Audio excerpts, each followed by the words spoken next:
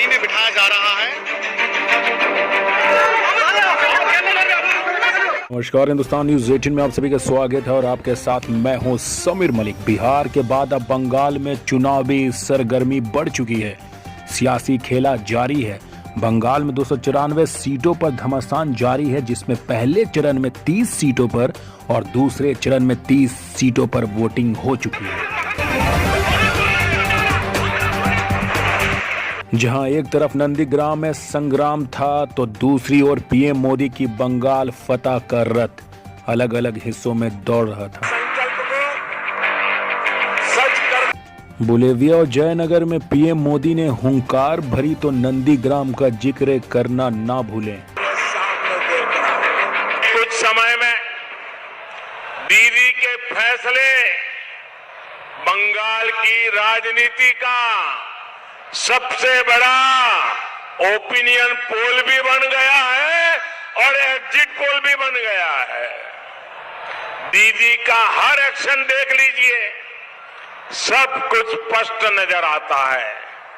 शुरुआती रुख पता चला तो दीदी भवानीपुर सीट छोड़कर नंदीग्राम पहुंच गई। नंदीग्राम जाकर लगा और उन्हें लगा कि यहां आकर गलती कर दी है और अब तक का जो पोलिंग का मूड है, जो काम पूरा बंगाल करना चाहता था, वो आज नंदीग्राम पहले ही कर रहा है।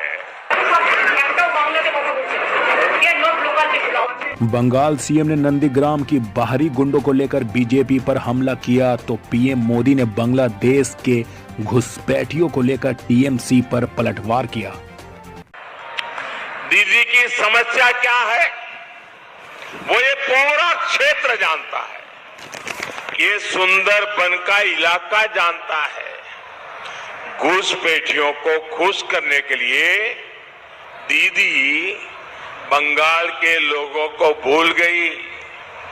यहां उन्नयन के नाम पर उन्होंने 10 साल में क्या किया, इसका कोई ठोस जवाब दीदी के पास नहीं है।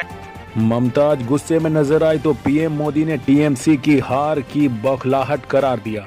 जैसे जैसे 2 मई का दिन करीब आ रहा है, दीदी की बौखलाहट बढ़ती ही जा रही है। दीदी कभी मुझे बाहरी कहती है, तो कभी टूरिस्ट कहती है।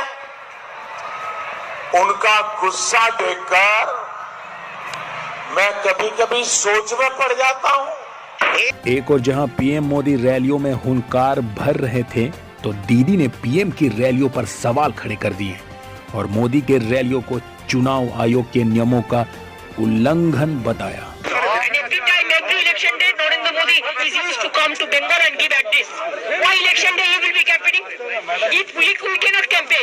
In the election areas, then why every election day the Prime Minister of this country, along with all facilities, including Doordarshan, including all agency, why he will be addressing the people every election day? Is it not wrong? Is it not violation of the conduct of election rules? दीदी ने चुनाव आयोग के भूमिका पर सवाल खड़े किए, तो बीजेपी ने दीदी को कटघरे में खड़ा कर दिया। ऐसा है कि ममता जी के गुंडे पोलिंग बूथ पे कब्जा नहीं कर पा रहे, ये उनकी शिकायत है और ये शिकायत रहना चाहिए। नंदीग्राम का संग्राम तो अब थम गया, लेकिन यहाँ से शुरू हुई आग क्या आगे थमेगी? क्या बंगाल में चुनावी हिंसा का दौर खत्म होगा? क्या चुनाव आयोग पर टीएमसी के आरोप बंद होंगे? अब सिर्फ 2 चरणों के मतदान हुए हैं, अभी 6 चरणों का सियासी खेला बाकी है। बंगाल से कादिर खान के साथ समीर मलिक, हिंदुस्तान न्यूज 18।